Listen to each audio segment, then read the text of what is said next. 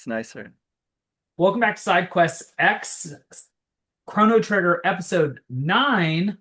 Perhaps ultimate, perhaps penultimate. Put a pin in that. Back with me, my constant companion and perennial party member, Wes Jens.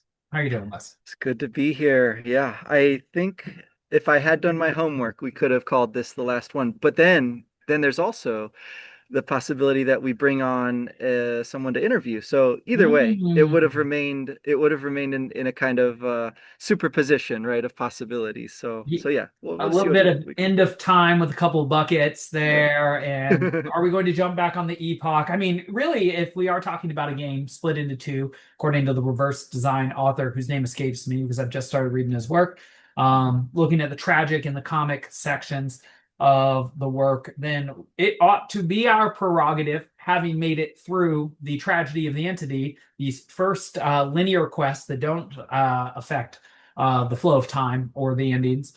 Um, Now we are ostensibly in our comedy of the sages half of our podcast, and so we can move through time a little bit more fluidly, but also with greater consequence.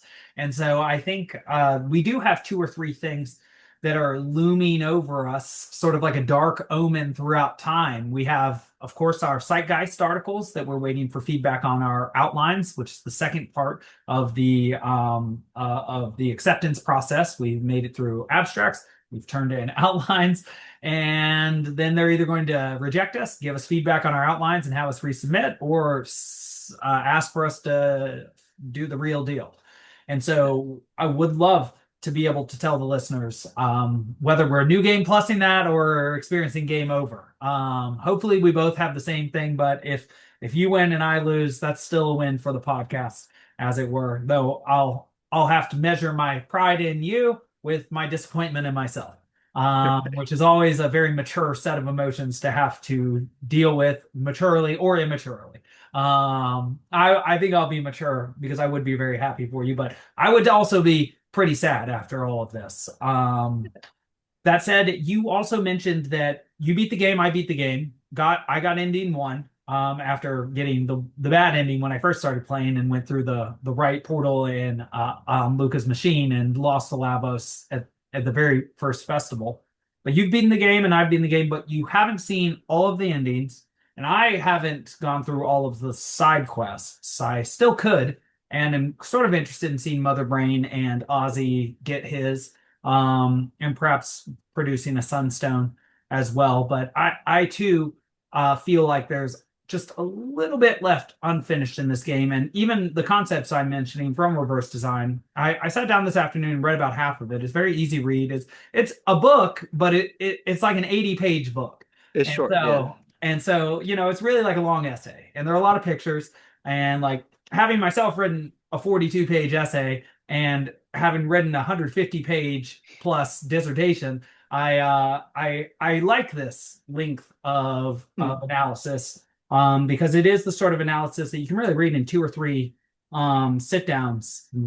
He also includes some interesting statistics that I think you'd mentioned, nothing too deep yet, but some stats regarding 3, 9, 33%, and 34 that I'm certainly going to add into my Dante and Chrono Trigger essay, just saying this is very interesting, these numbers occurring in both of these spots. So it has been helpful. Good. And it's also confirmed some of my perceptions about the game, which is that it's not very hard, it's not very long, but it is beautiful in its own ways. That's something that the author is constantly iterating, that there's a perfect game, that there's a beautiful game, that there's a brilliantly structured game. And that is not something that I doubt. But again, as we talked about last time with the different ways to play the game, I think we outlined four of them.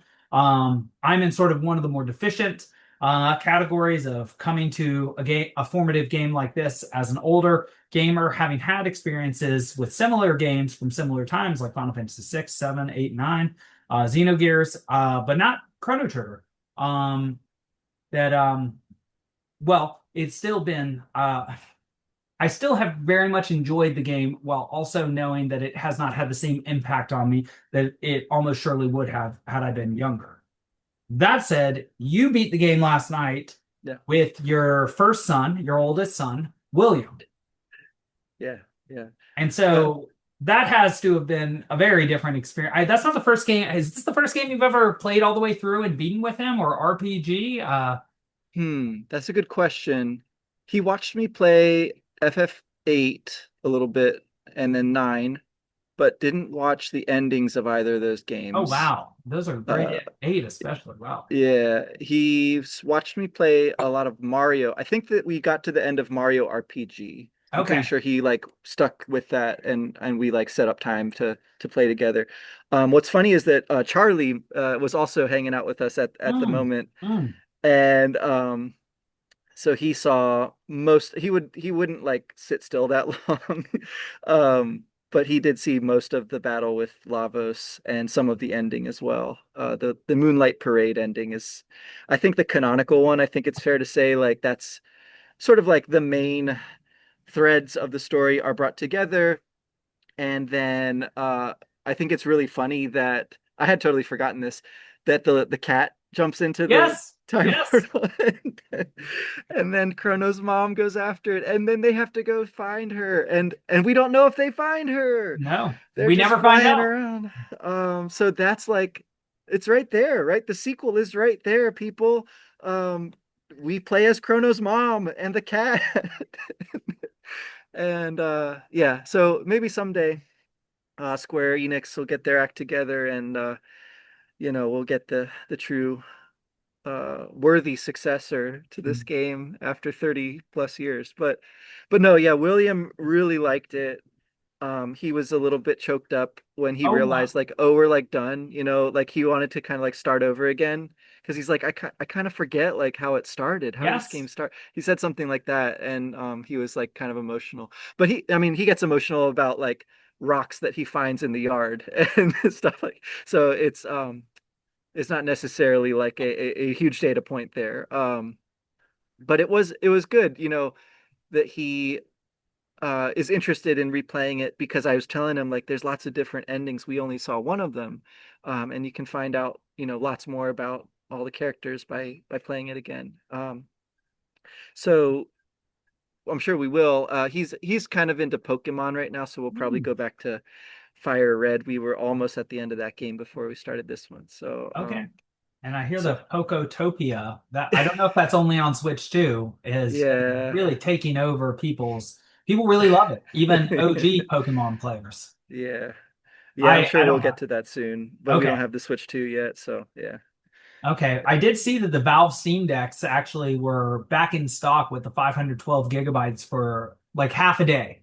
There were refurbished ones on the site according to a website, but when I clicked on the link that the websites gave to me, which was to Valve's official site, they were already out of stock again. Hmm. And so that journey continues. Well, so okay, the end of the game.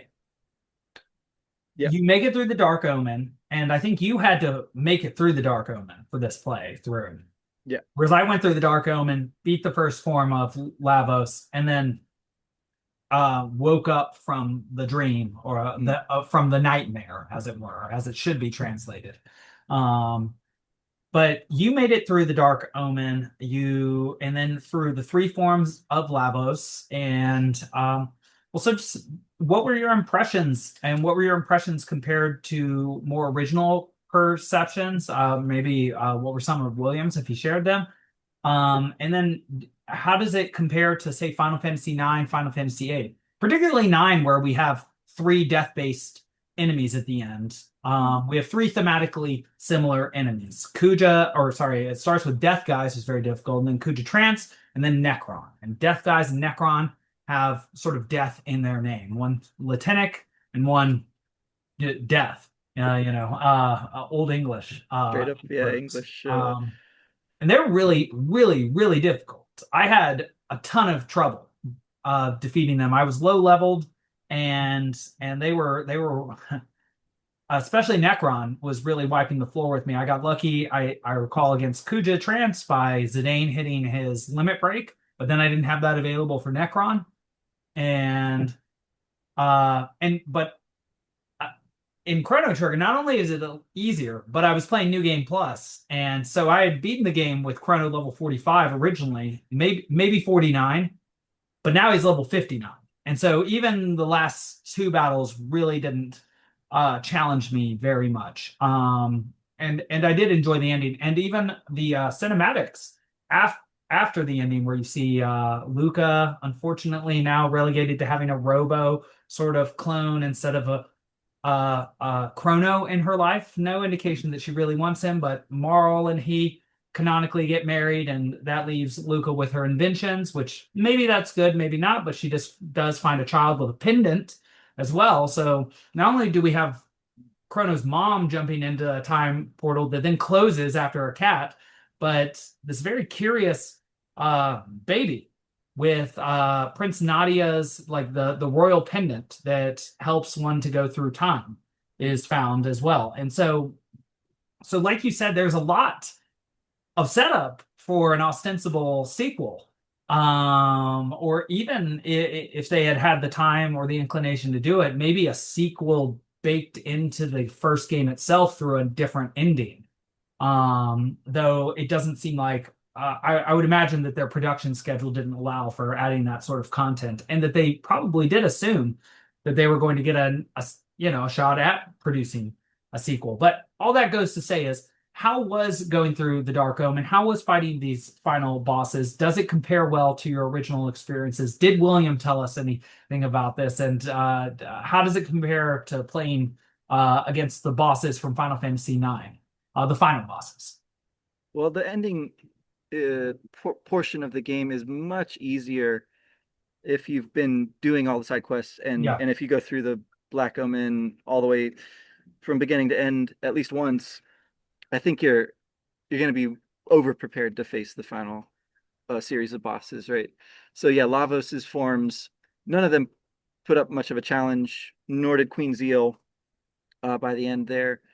Um, you know, I do think that there's some pretty tough bosses along the way in the Black Omen, and again, like those earlier ones in a way are more difficult than the later ones because of the leveling up and the various items, equipment, stuff. So so that part is, I think it's going easy on the player such that they're pretty sure to be able to get through it, right? You're not going to get to the end and get stuck. Um, you might have got stuck somewhere else along the way, but yeah, not once you get this far. And uh, I think William felt like it was a little bit underwhelming because it was kind of boring to watch. You know, there wasn't a whole lot of excitement. My strategy was really simple. Just had Chrono attacking, basically Ayla charming or attacking, and then Frog was healing or attacking. And that was, again, like probably the strongest party in my opinion. A balanced party, one that allows for stealing really good items, which in the long run are going to help you out a ton, in terms of not having to like revive characters from getting killed during the battle and stuff like Hmm. that. Um, and you know they aren't dealing like an enormous amount of damage. They're not using fancy triple techs or anything like that. Um, but it does also help avoid certain kinds of counterattacks. That's like the main danger, kind of throughout the game, but especially in some of these boss battles. If you do certain things, it'll trigger counterattacks from the enemy that are still pretty devastating, actually, like with Zeal's hands and stuff. Hmm. So I didn't want to like accidentally use attacks that hit everybody, and then they all the different parts of the enemy start counterattacking The on me. needle attack, I think, is what comes when you hit Lavos's needle multiple thing. parts. Yes. Yeah. Yeah. So the the actual like process of getting through the end, the biggest challenge is just the time it takes, right? Because it's a very long battle, a long series of battles. And I think thematically it's pretty interesting because you do see, you know, especially if you go the Black Omen route and you do have that kind of cumulative end to the Zeal arc of stuff, right?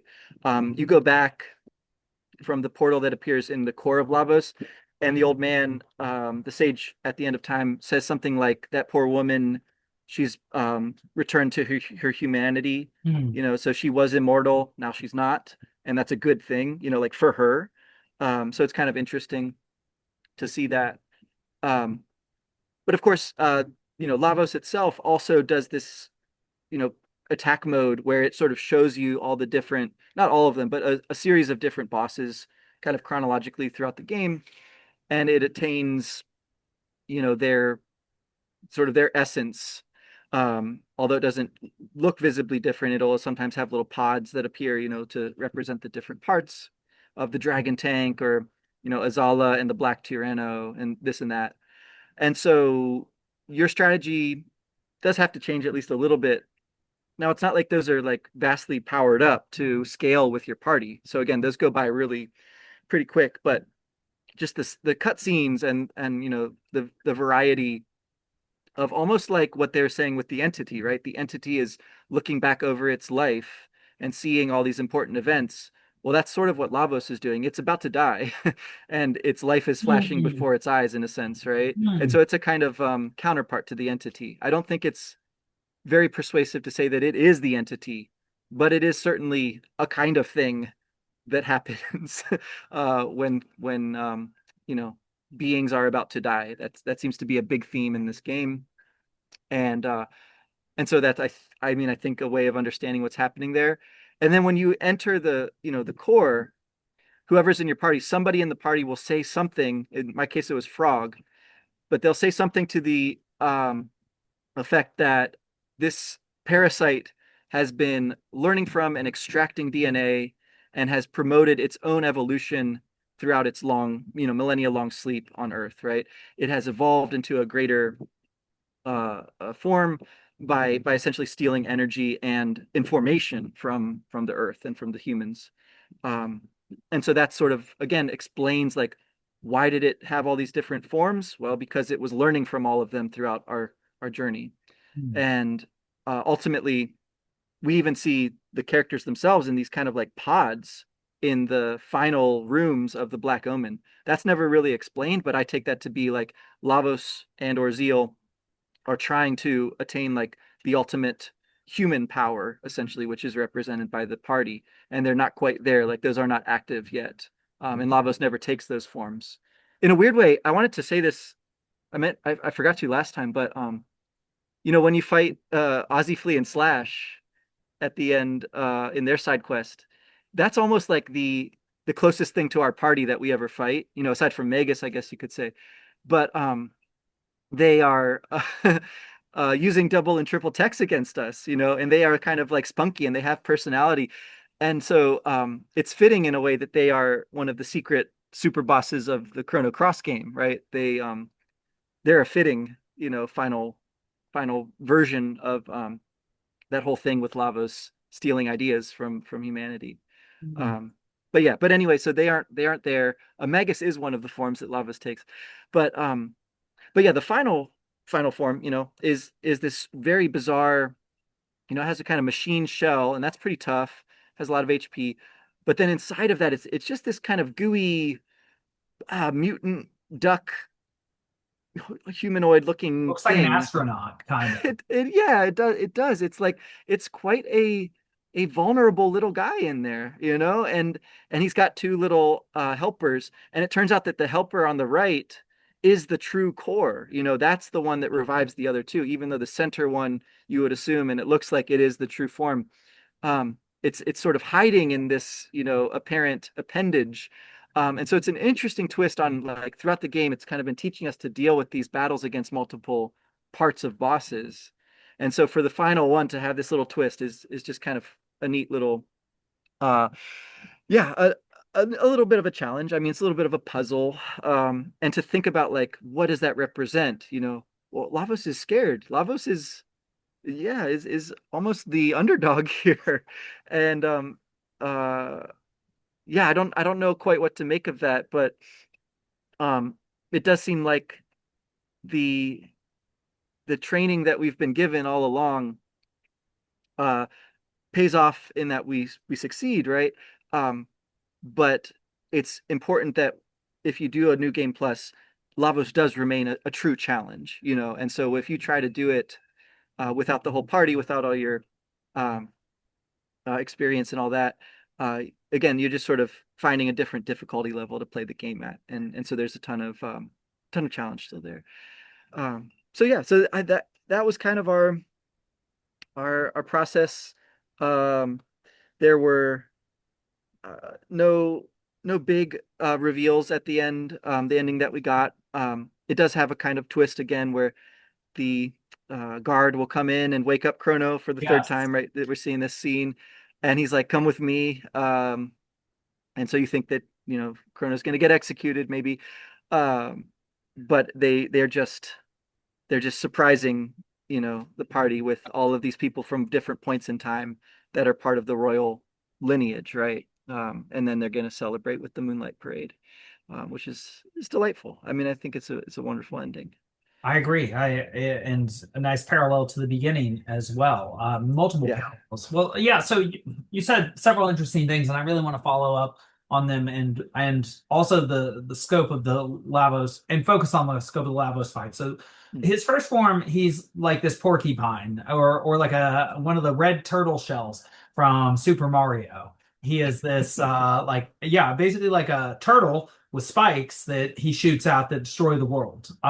With this like tripartite sort of beak, whole mouth, which is not apparent on his second form, which looks a lot like Cell from Akira Toriyama's Dragon Ball Z. The Yeah, unevolved Cell form has that yeah, same mouth, and it looks very similar. I've seen a meme actually recently that was like Cell. And given what you said about Lavos evolving and using the information that it absorbs throughout time in order to evolve, that's very similar to Cell, who physically absorbs powerful entities in order to become more powerful himself. And yeah, so I would be willing to bet quite a bit of money that Akira Toriyama really took the idea of Lavos and developed it into his idea of Cell, and that he took a lot from this experience.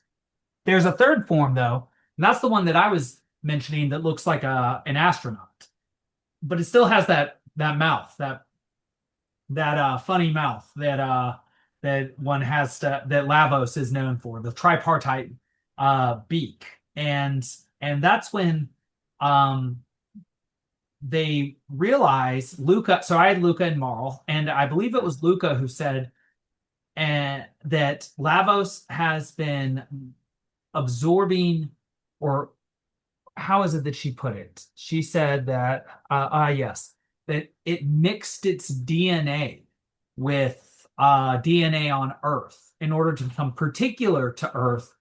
And in so doing that, created the small Lavos that we saw on Death Peak that were then going to get sent off into the world. And so I have two or three big questions based on this. Um, did it, what exactly, so what does that mean? Did it absorb DNA like the thing, which it kind of sounds like through your description, like absorbing the DNA of creatures and absorbing their abilities through that, or like Sylar from Heroes, or also a Cell from Dragon Ball Z. This is not an uncommon trope of some monstrous entity absorbing the soul of Shang Tsung from Mortal Kombat, absorbing the soul or essence or mhm, DNA of a creature and then it becoming part of them. I mean, it's one of the more horrifying archetypes, perhaps the most one. So how horrifying is that? Like, it seems like Lavos was underground. And so that room that you mentioned in the Black Omen, the nightmare I should just settle on, with the figures, what are those? Are those clones? And if so, that kind of upsets our strange notion of using a doll to replace Chrono with. Could we have cloned Chrono? Was he already cloned? So what those things are and how the information in them got to Lavos matters to me. Because were okay, they actually just absorbed into him, or was there a part of them, or was their life drained out, or were they just kept in stasis and the information was drained out? There are different levels of macabre and grotesque, yeah, depending on that. But also I wanted to ask, because I feel that this concept gets slightly more developed in Final Fantasy VII, because Lavos's idea, and I'm not sure whether he is the first Lavos, right?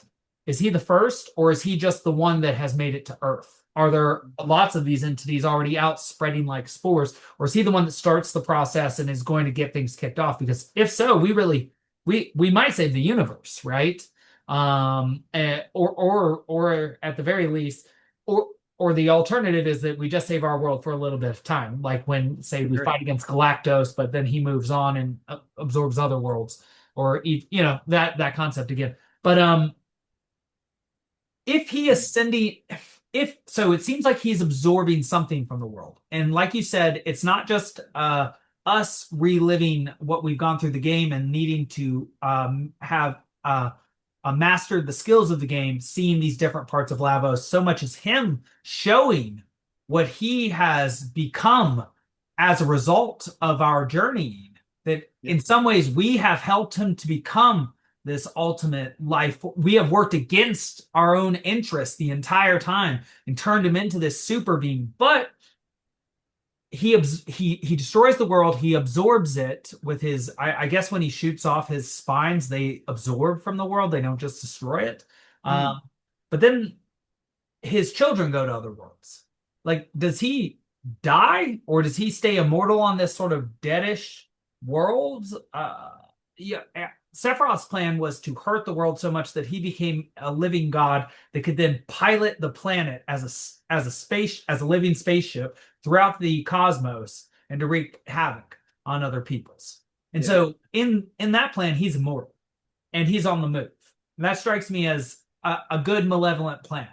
But this plan sort of, I don't know if there's planned obsolescence in it. Like what happens to Lavos in 2300? He's still around, I guess, but the world's not much to absorb, or does he continue cyclically absorbing and destroying it so that he only needs the one? That's what I'm really wondering about. And I'm also wondering about this DNA mixture with him, and how that concept aligns with what you mentioned of him evolving and absorbing information from our quest. Yeah. Those are good questions that do have some consequences and some stakes to them. And I hadn't thought about it that way, but what I'm thinking of is like the canonical ending shows us people other than our party traveling through time. Mm. And that's really the first time we see that aside from Magus himself and the sages, right? And Zeal, if you want to count her, because she's sort of immortal and like sort of just continues, Hmm. right? But obviously Lavos too has a lot to do with these time portals appearing Yes. and with their function and with their, yeah, maybe their deeper purpose, which involves some sort of process of him gaining power and understanding and this and that, right? And being this kind of alter ego, this shadow of the entity, which we Mm. take to be more of a positive valence thing. Um, and what I'm thinking is like it is entirely possible that those in those pods are our party, right? They're not Mm. clones, they're not dolls of the sort Oh, that we interesting. used From to rescue different times. Chrono, but they're actually us, but some other timeline of us, Wow. because we do see the other example we see of this is Robo himself Yes. in 600. He's still there doing his work. After we do the looping thing, we can't interact with him, but we see his little Yes. sprite there doing stuff, because he has to do stuff to be able to save the forest, right? So there's that. Yeah, so it isn't clear what form this DNA extraction takes exactly, whether it's a kind of body snatcher thing, like straight up, or just some sort of more subtle, uh, mirroring or recreating or something like that that's happening. But as far as the purpose of Lavos long term, what we do see is that after everything, right, at the end of time, Lavos isn't really there anymore. Like there are some time warps that are still around, and specifically the one related to Lavos is there in the bucket, right? And then we sort of open up other ones. Um, but Lavos itself doesn't seem to exist in that space anymore. And maybe it's somewhere else, or maybe there is nothing left other than that space. It's hard to say. My take on it is sort of like, yeah, Lavos, it seems to still be on the planet and it seems to be content to sort of dream, if that's like the right word for it. Like It like It's again feeds and then sleeps forever. that sort of zeal, like, yeah, sleep Mhm. of total serenity, of total kind of horrible power and confidence, right? To the point where it's the only thing really left alive.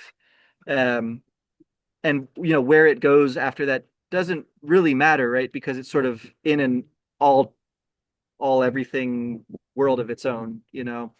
Um, that's, I mean, I guess a way of thinking about it, that um, whenever you get to the sort of the splitting of like, where does time stop and eternity begin? Where is the end of time on the timeline or whatever? That is still, I think, a pretty tough question, and gets to sort of like the religious or the metaphysical aspects of this world. It's a world that has churches in it. It's a world that has a BC and an AD, and so presumably there is some sort of transcendental purpose to what's happening, and that purpose is, again, sort of beneficent, right? It's a good one. That's my understanding of that representation. But that all could be simply delusion, right? That could just be the kinds of things that we see happening in the church, which are very nefarious, right? It's just a kind of sheen over Yakra and his nefarious purposes. So yeah, I don't think any of that is really answered or can be answered by the game. But it's interesting that it leaves those questions kind of right in your face, right, as you're finishing up there. Yeah, and I think that the the sequel that we do get, Chrono Cross, sort of pursues some of those questions, sort of tries to wrap up a little bit of like what's what with respect to Lavos and all. Um, and the bridge there being like the combination of Lavos with Shala rather than Zeal, right? But it's Shala who sort of gets fused, like, actually with this thing to become something even more, um, awful, terrifying, destructive. Yeah. Yes, that this is something we talk about as being a difference between games from the 1990s and more contemporary games is the sort of the the absence of pure realism, which allows Mhm. for inputting with the imagination in a more Right. novelistic form or poetic form, more like a more textual. It just is the case that earlier RPGs were more textual. The original ones were text based, like Dungeons and Dragons, and they're still very text and number based. In the 90s, they're also still very text, but now voice and number based in this time in the 2020s. But a lot of that is hidden, sort of like the Matrix now. It's not all just uh, we can see much less of what's going on and creating the images behind them Yeah. than what the we could with the technological constraints that the earlier games had. But so right, because of that, we get these enduring mysteries in Chrono Trigger. There's some in Xenogears. There's definitely some in Final Fantasy VII. Is Genova in charge? Is Sephiroth in charge? These enduring debates that are eventually settled by Ultimanias after lots of Yeah. thought. I mean, sort of, right? But even that is a question of like, how settled really is this being decided so long in the future? Or does this go to that back to the past? It's, one runs into the intentionalist fallacy again. Yes. Yes. Just like, was this always supposed to be how this was and you couldn't pull it off? Or you didn't make it clear, or did you post facto make it this? Because that does seem to affect one's perception of the original work of art. Or at least it does for me. So there it's interesting because the limitation of the technology and of the production schedule and of what can be included in the game leads to these essential questions that become a part of the experience, a part of the unpacking of it. Because, right, if Lavos is straight up absorbing the lives and souls of us during different times, he has a much more nefarious. I mean, he destroys the world and absorbs its energy, but to absorb the energies of individuals in order to lead towards that, individuals that we knew and played with, that is a whole nother level of nefariousness. Sephiroth never absorbs any of us. He's too strong, right? He Mm. doesn't, he would never have to absorb us. He'll just dispose of us. But that makes him, like a very powerful, prideful enemy, whereas Lavos doesn't seem to have, he's deeply inhuman. He doesn't that's something about Sephiroth. He maintains his human motivations to hurt because he has been hurt, and to hurt Cloud because Cloud destroyed his body, and that's really, and so he wants to punish him like a human does. He wants to take vengeance on him. Lavos doesn't seem to operate through human emotions. It is sort of almost like Robo, Hmm. Hmm. or the original Robo, right? Robo becomes much more and learns emotions from Luca and has a very powerful relationship. Is apparently still alive in the future, and it's a good future now, so that's great. Probably because of Luca, right? Because we see that she creates a little Robo, so she may create. There may be new conditions which lead to the existence of Robo directly connected to Luca, Exactly. um, which is really cool. But right. So but Lavos seems to like a robot, come to planet, burrow into planet, sleep until acquiring a certain amount of information. Perhaps the one sort of human thing, but I don't know that this is really human, is it acquires a human, Queen Zeal, Yes. to sort of operate within the world for it and to utilize the technology. So it allows the zealots to attain a powerful level of technology. They're kind of like the proto us, right? They Yeah. think they're in control. They think they're in control of Lavos. They think what they're doing is helping themselves to some extent, when is in reality at least their own destruction, which is itself a micro version of what will happen to the whole world and to us later on. But so it sort of takes her, and she becomes the sort of Pennywise face of this powerful entity, which is it. But it what absorbs the information it needs to, pops up when it needs, is powerful enough, destroys the world, and there's never a personal connection to. I mean, the closest we get is again Queen Zeal or Magus. Magus, who is again one of these supposed antagonists, and he is antagonistic and he looks antagonistic, but he's just the human face to a much more objective, much more solipsistic and narcissistic enemy. I mean, to the point you made earlier about it just attaining a state of repose, like the Red King in Through the Looking Glass. Hmm. Or even like one of the Berserk God Hands, which I think one of their like terrible entities dreams the world. There are various Yeah. creations in fiction that do that, but like, I mean, that this is a bit of a tangent, but is that the goal? Is that a heaven? I mean, we see this in the Matrix. Humans dream their whole lives away. We see this in the Zealots. Many of them, because there's nothing to do, everything's fine. They can just dream. They sleep and inhala all the time. And then Lavos wants to just sleep, right? And its own grandeur and power. That, like you said, there's nothing really left for it to do, so it just goes to sleep forever, and it has this post-prandial heaven existence, Right. where it just dreams. But there's something.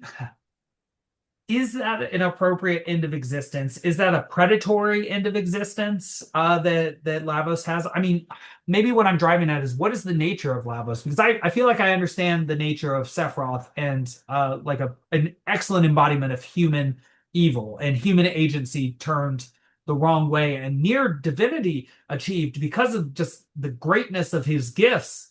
But again, all of this is based on a human perception of him. He was the best Hmm. human. He was the strongest human. He's the Yeah. smartest human, and he's trying to kill all the humans. But to quote the last line from The Great Gatsby, Tom and Daisy retreated into their vast carelessness. Yeah. There's a lack of, in some ways, a lack of engagement by Lavos with humanity, even though he may have been absorbing information and possibly their beings the entire time.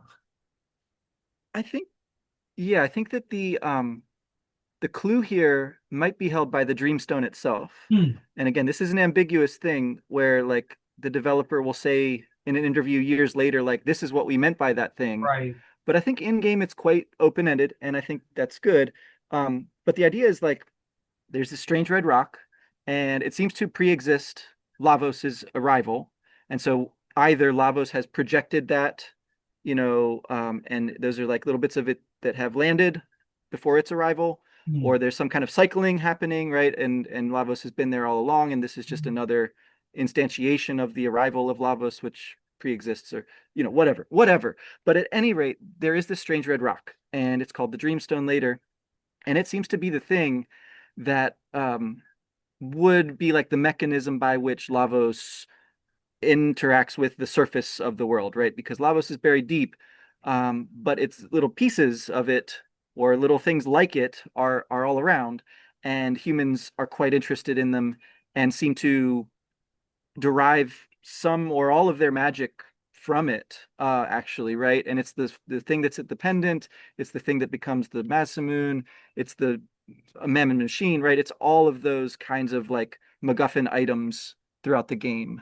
Um, with the exception, I guess, of the gate key. Like that's never really explained. Like how did Luca just like whip up this thing that opens gates much like the pendant itself does, right? Well, who knows? Anyway, the important thing is like there is this sort of built into the world of the game, this way for Lavos to mirror itself, divide itself up, spread itself out, and sprinkle itself around with these kind of seeds of itself. And we do see it spawn as well on Death Peak, right? And so presumably they will launch off to go to other planets, or will just get to dream dreams of their own, whatever the end game is.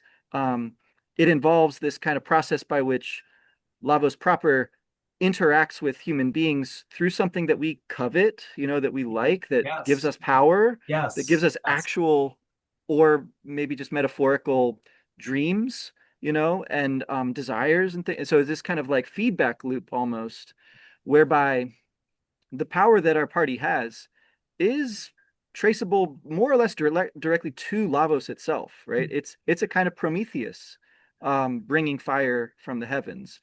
And this is some stuff that the psychology video by Rebecca Tripp gets into, I think, in a pretty interesting way, where she kind of looks at each of the characters and the bigger sweep of the story and this and that. And so I just would commend that again. But even she like has to kind of lean on stuff that's in Chrono Cross to Mhm. try to like put a bow on things by the end, where there's the kind of like text cards that are reputedly like Shala's voice, I guess, like saying stuff about like what is going on. And so some of these quotes include phrases like the eggs that we call planets and the innumerable spermatozoa which gather around these that we call life forms. When one of these countless seeds inseminates a planet, a new universe is born. So Mm. again, it's less about the sort of physical and more about the sort of consciousness that is produced by the impact of Lavos into the matter of Earth, right? And then the next card. But until that occurs, hundreds of millions of years will pass, innumerable life forms will be born, then die. That is the be all and end all. Everything exists for that one moment. Also, that the universe can evolve into the next dimension, dot, dot, dot. Does that make us all just pawns? And then she eventually says, no, that is not. Like, so, like, our life has meaning, even if we are the effect of this, greater entity or this play between greater entities, right? If again, Earth is the entity proper and Lavos is a kind of anti-entity that comes in, right? So, yeah, I mean, it's all, and then you layer onto that like the sort of Eastern view of the world as dream, right? Of reality as we perceive it, As not Maya. being reality, right? And it's almost Platonic or something like that, Mm. or Gnostic or whatever you want to like, Mm. however you want to try to translate that into like Western terms, with heavy air quotes there, because yeah. Anyway, I think it's a fascinating, dramatization of a lot of these kinds of ultimate questions. It's right up there with an FF7 or a Xenogears, and it's I would say the more effective for not like landing on an answer here. It is very much like Shala. We sort of have to determine for ourselves, did what we just do matter? Or were we like, just working within some prior setup? That's okay. So I'm going to try and get even more confusing. These are the mazes and labyrinths that we're lacking from the dungeons. They're in the questions that remain. So okay, a couple things. You're making me really think. So in the ways that Lavos is responsible for the development of magic and therefore civilization, Mm. in this world, you are making me think a little bit of Final Fantasy IX and Garland Hmm. and his use of myths and also Kuja and their sort of movement of world events in order to nefariously prepare one world to be absorbed by another. But Yeah. also Final Fantasy VIII with the succession of witches and then the paramagic that we have access to. Right. Yeah. The origins of magic Right. in these worlds are very curious. Mm. Right? In Final Fantasy IX, only the summoners had it, but then they're destroyed by Garland, and so then only creatures under his control through Kuja's development, the Black Mages, can use magic. And these two summoners who they didn't manage to knock off. Yes. But um, but also in Final Fantasy VIII, there is no magic. There's just paramagic, except for in the case of the witches. So looking at the origin of magic in these 1990s worlds is very interesting because again something we've often talked about is that when we come into the game in Final Fantasy VII we're the good guy even though we're an eco-terrorist and the Yeah. remake does a better job of really showing us that we are in fact a terrorist hurting people that we know um, in Final Fantasy VIII again we're like this dubious mercenary part of this these child forces sort of like what Soldier is, except for they have to degenerate themselves at a cellular level in order to do that. But again, we're the good guys. And so the origins of magic, in the same way that we have to learn to question who we are in the world while playing Final Fantasy to see whether, in fact, we are white and the enemy is black, or whether Hmm. the world is far more chiaroscuro. So do we have to with this gift of magic, which Yes. is always, I think, a parallel to the gift of science. And in fact, we have these two great genres, science fiction and fantasy, which effectively have the same plots, but have different and themes, but have different sort of locales. Hmm. We express this power over the world in different ways. Like, do we keep doing it with science, or do we develop with magic? It becomes a source of domination and pleasure and various other things, or ways to improve or progress the existence of sentient beings. Exactly. But here again, like our actions, the origin of magic would seem to be this evil being, which through our own negative, proud impulses manages. So this is what makes him very scary and far more like a Dantean devil than, say, like a more personalized devil like a Sephiroth or a Mephistopheles or Lucifer from Paradise Lost. Is that its plan seems to be to allow the first civilization of humans that get to the level they do, the Zealots at 12,000 BC, to use its power, and while Yes. also scattering parts of the Dreamstone throughout the world.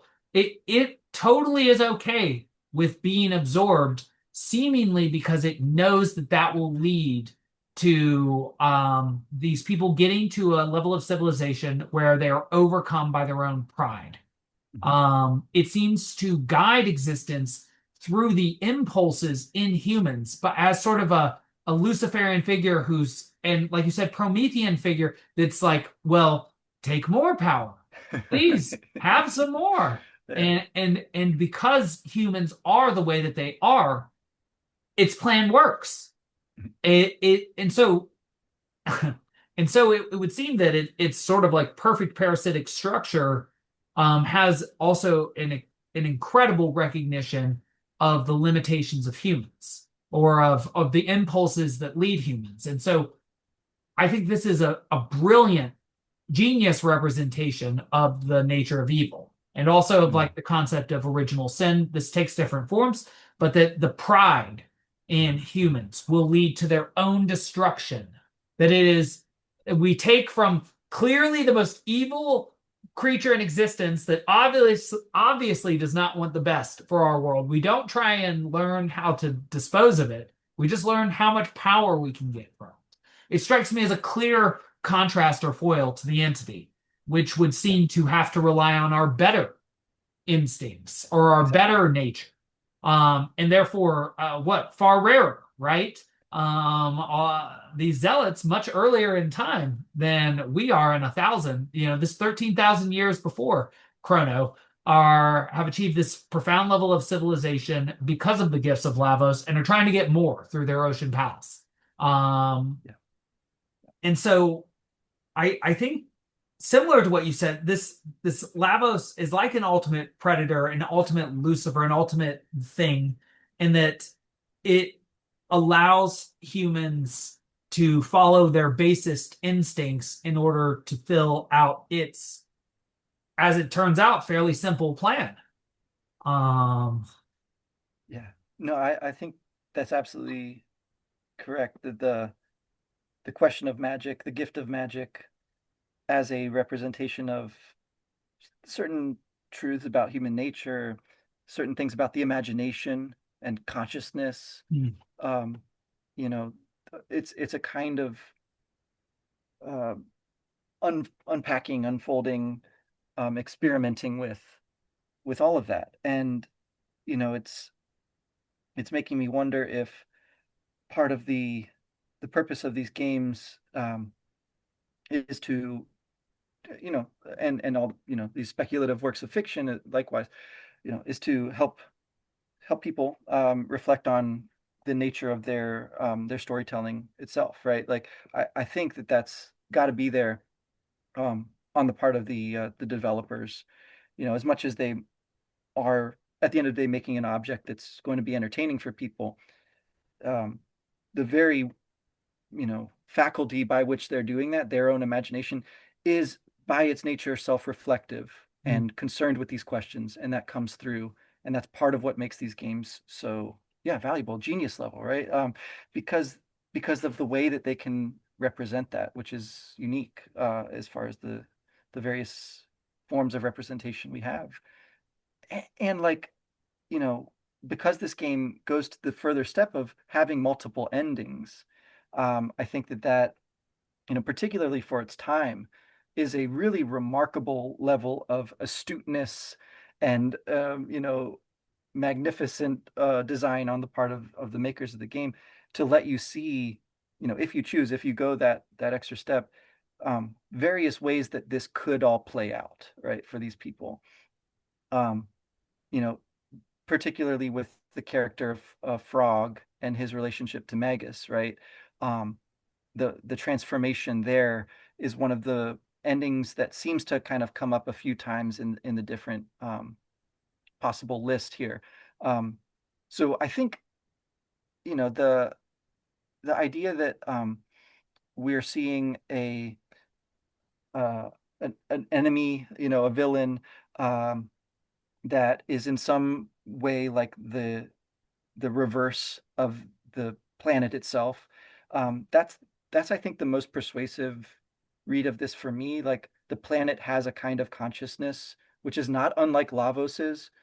It has a kind of material, even the Dreamstone, which is part of it, and which is equal and opposite to Lavos's power. Right? That's I take it to be why the Mazamoon is effective insofar as it is in destroying the Mammon machine and whatever, functioning as the pendant and all that stuff, right? And so I guess uh, the further step there of then saying like, how does that whole, you know, convoluted plot um, map onto people in the world actually, right? Like what we're doing to our planet and what we're doing to ourselves, um, that I think is where a game like Xenogears tries to go in a much more like forthright fashion, because I think those are ultimately religious questions. right? And it sort of like bakes that into its whole process. Whereas with the Nintendo of the era, that was never going to happen Right. in a real clear way. And there's like glimpses of it nonetheless, right? You just get little hints of it.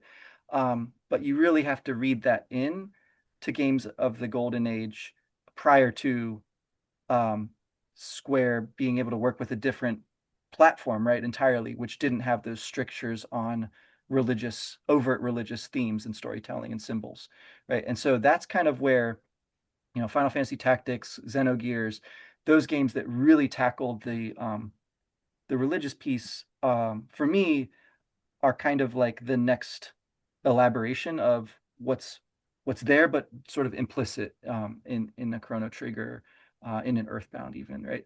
Um, and so again, like the problem of uh, the question whether human beings can in some way overcome or change that nature of ours, which is so easily manipulated by evil, and greed and pride, right?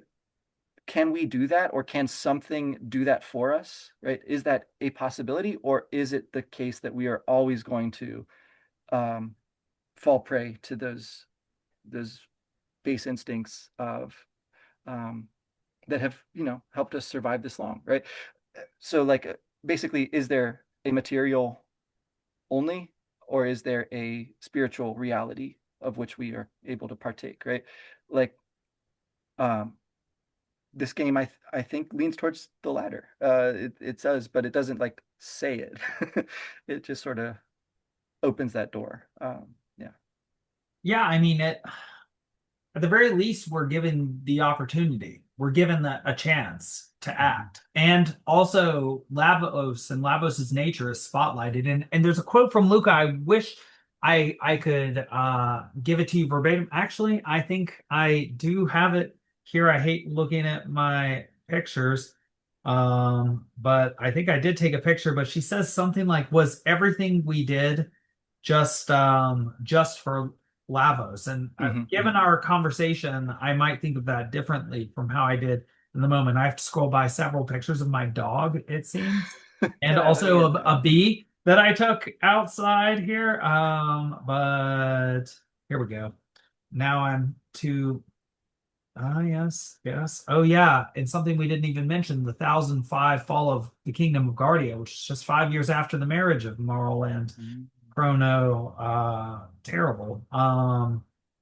But yes, see, now I'm seeing Luca with her little robot robo, but I took a lot of pictures of this ending cinematic apparently, but um okay. Well, the end. Come on, Luca, tell me. I am past the storyboard and Nadia's bell. Oh, I've come so far just to. Okay, well, here's something Lucas says at the end. So excuse me for all that scrolling. Yeah, I get the feeling that the entity is finally at rest. So to the point that you're making here, Mhm. Mhm. again, something brilliant that this game does is it offers the chance to spotlight what the cost of evil is through in the forms of pride and greed, like Dante does in the Inferno, which are two of the primary sins. Pride is in all sins, and greed is shown. There is an avaricious part of the underworld, but during Dante's time, greed was actually supplanting pride in terms of the in artistic representation in terms of the top sin. And that's because it was becoming a bourgeois society. And if you think of our own society, would you say Mhm. pride or greed is the bigger problem? People will say, no, they're billionaires. It's definitely greed, in capitalism. And so um, the entity, both Lavos and the entity allow human free choice. And so I think what the entity, like you said, has to work with the better angels of our nature, and those are much the lower impulse. Pride and greed are far more likely to win the day, and more adherence than whatever the sort of pro-social morality is that, and pro-terrestrial morality is that the entity is trying to lead us towards. But it sort of has to teach us through allowing Lavos to also do its thing with creating time warps as what and um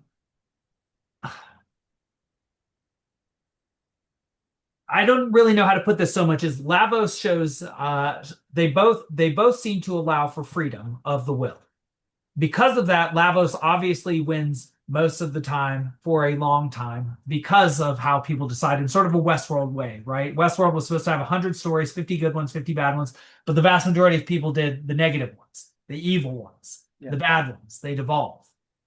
This is Queen Zeal. And Lavos gives her everything that she wants. It's a deal with the devil.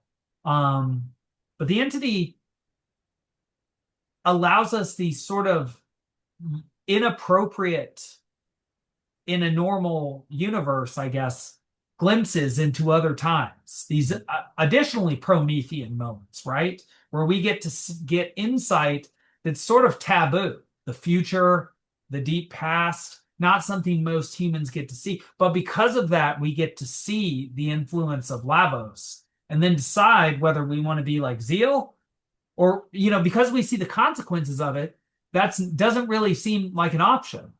Like we see how over 65 million years, Lavos eventually destroys the world, and we want to fight that.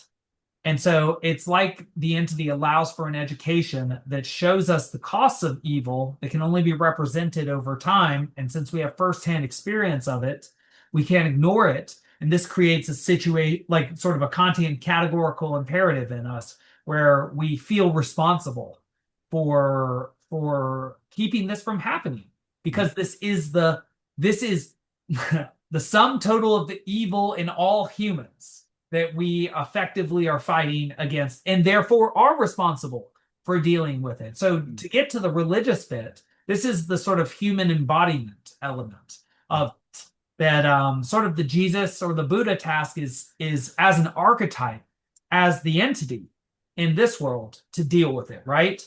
Yeah. But on this plane of existence, in the mise en scène, as I always say, like of Chrono Trigger, the actors are not the entity. The entity does not seem to be capable of direct action, except for in the production of special time warp portals. Right. Right.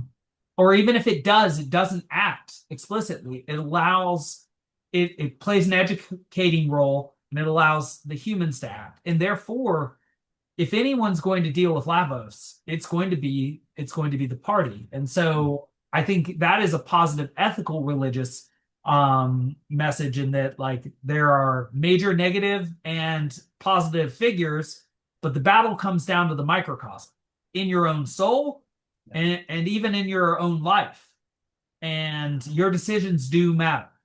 And that's what the Divine Comedy lands on at the end of the Purgatorio. Paradiso goes in some crazy directions, which I could talk about later. I wrote about this for my dissertation, but I still say that.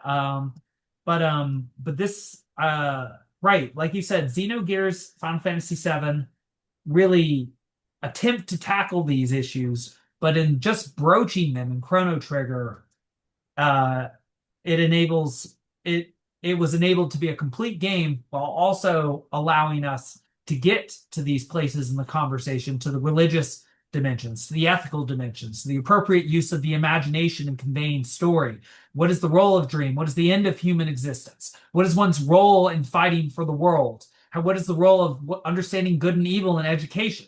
These are topics that we really have just gotten to and are summiting, I guess, now. But again, just playing the game, um, you don't. It's not heavy-handed at all Yeah. in how it expresses that, and that simplicity is, it reminds me of like certain simple pieces of art that reflect a notion like the smallness of man, like a little man on a boat and a large like lake or conveying mortality very simply. It's almost a minimalist expression that allows for a maximalist experience. Hmm. Hmm. Yeah, I mean, I think to understand these concepts was probably beyond me when I played Yeah. this the first time, right?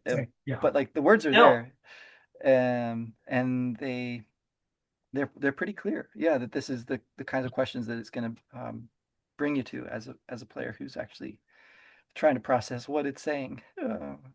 And Yeah, no. yeah, the valuable impact it made. I mean, justifying the formative impact it had on your own psyche and ethics and sense of what religion is and the purpose of it, and perhaps of human existence. Um, I Right. just wanted to say that to the idea that the entity doesn't interfere directly. I mean, I think that's accurate, and that would almost be an argument for like this game being the better representation of the question, because if in a FF7 or Xenogears, there's kind of like more heavy-handed Yes. interaction with these great powers and these Yes. metaphysical realities, that's almost like making them too much like us Right. for No, them to right. be That's right. themselves anymore, you know, That's and right. it's almost infringing on that human freedom, which seems to be a very important component of the like the imago Dei or whatever it is like about us that is allowing us to understand or at least think about understanding that principle behind all existence, right? So like, yeah, I mean, I'm almost just maybe finding a rationale for saying what I already think is true is that, you know, Earthbound and Chrono Trigger, for not being as heavy-handed with those themes, are therefore the more important investigations into those themes. Mm. Um, and you know, they point the way to conversations which are better had in, you know, an Augustine or, you know, a Bible itself, right? Like pointing backwards rather than like opening a door for games that would come later and sort of try to go that route, but do it a little less well, you know, and that's but it's a high bar. So You know, that's interesting. And just touching on the ineffability, mm, it does strike me that the Chrono Trigger is far more successful in its representation of evil, like Dante's Divine Comedy, as opposed to a Milton or a Goethe who humanize the devil, mm, make him sort of mm, fun, which eventually leads on to the sort of modern and postmodern, like even like our fairy tale characters are now being modernized, like Wicked, the Wicked Witch, who's just a representation of feminine evil, she's not actually evil. She's just misunderstood. And same thing with Snow White's mother, who literally attempts and is pretty almost successful at killing her daughter or stepdaughter. That is an archetypally evil act, but no, she's pretty humanized. It's just misunderstanding, and right, one loses the force of these mm, archetypal concepts that have an emotional force. One has an emotional reaction to murder, to mothers murdering daughters, that is inseparable from the concept in the event. But in so separating and making everybody sort of morally neutral, well, we lose good art, but we lose access to concepts that produce magnificent art. mm, And so, like you said, like Xenogears is interesting as it is that there's like this deity from a different universe that gets trapped in yeah, in a machine deity. That's cool. Very interesting to think about, but another level away from ineffable. yes, And an inappropriate step in a god. Like if this were some sort of angel, that'd be one thing if the god were still beyond. And this is something that Islam, I think, gets really well about the ineffability and the highness of God. yes, God does not come, there's no immanence to God, only transcendence. And in having a transcendent, ineffable being, like you said, it generates incredible thought and that's unbounded in ways that you find aboundedness in representation. So there's another thing mhm, about imaginative representation, and again something that makes sense given the theology of Islam and their ideas on and its ideas on representation of its prophet, for example, or of yeah, Allah. These are not allowed.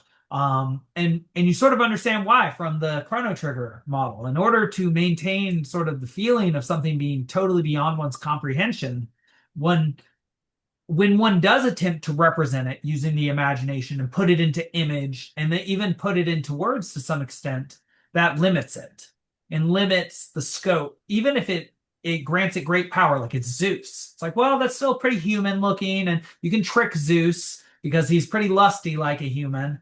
Like, right, that hurts the transcendence of the being, and that changes the conversation. It becomes more about the specific representation rather than maybe the idea of the representation, which is where the money, the cash is, the money is, where the concept is richest.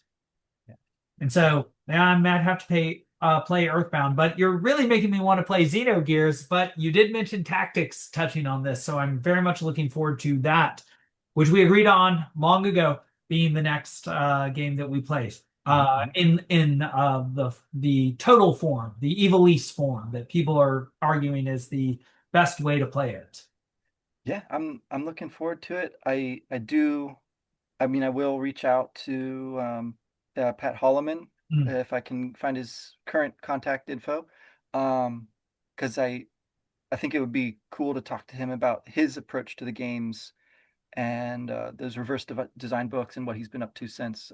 Maybe you can But bring some cool data that exactly, exactly. erstwhile unpublished data. No, that sounds really cool. That's very interesting. We've had a couple great conversations with Otto. If he's listening here, he's made me rethink my approach to playing video games, particularly Final Fantasy VII Remake, where he mentioned they could just spend hours at Aerith's house, and it is Edenic and beautiful. So I understand what he's saying there.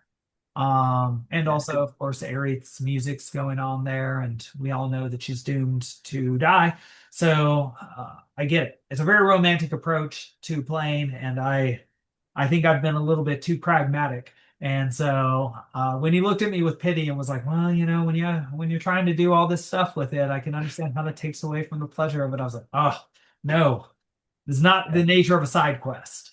Uh, there's not I a purely pragmatic reason for a side quest." that was effective pedagogy right there. That was Exemplary. Yes. sometimes you need the criticisms of your friends. And so that was good. That said, I need to slow down with the plane. Mm. For next time, I guess we might hmm.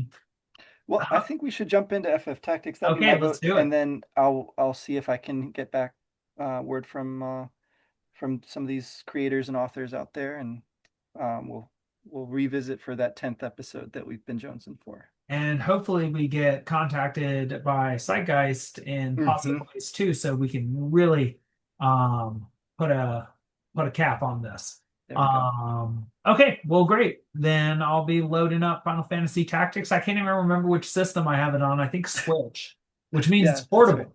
Means That's it's right. portable, which is good. I'm portable again with these games. Not so with Final Fantasy VII Remake, not so with Chrono Trigger, which I played on the PS3.